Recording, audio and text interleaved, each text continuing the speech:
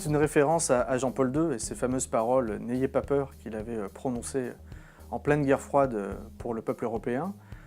À l'époque, il suffisait de citer USA et URSS pour provoquer une certaine terreur.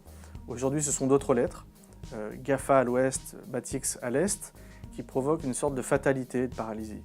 Donc nous devons, une fois de plus, affronter nos peurs et démystifier ces nouveaux géants. Ce sont des mythes qui se sont construits surtout, il faut bien le dire, sur notre passivité. Les GAFA sont devenus les plus grandes capitalisations de toute l'histoire en s'appuyant sur les lois du numérique, que sont la loi de Moore et la loi de Metcalfe surtout, c'est-à-dire l'effet de réseau. Et nous, en Europe, malheureusement, on a eu trop peu d'entreprises qui se sont structurées sur ces lois et on n'a pas non plus construit d'offres politiques alternatives au libertarisme de la Silicon Valley. Alors heureusement, l'ère de la naïveté semble derrière nous. On peut lutter contre ce mythe d'entreprise dite intouchable. C'est ce que nous faisons dans notre think tank Digital New Deal. Alors comment? D'abord par la régulation.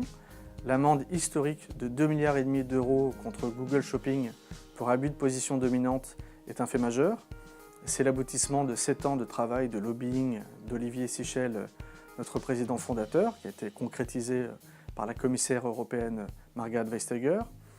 Combat aussi pour les données personnelles. La note de Judith Rochfeld a permis aussi d'aboutir sur les RGPD. Et puis aussi d'autres propositions alternatives. La note de Clément Jeannot, le web décentralisé, qui propose que la technologie blockchain structure un écosystème numérique européen. Et pour finir, la note de Paul Duhan, qui imagine des services publics citoyens à l'ère du numérique.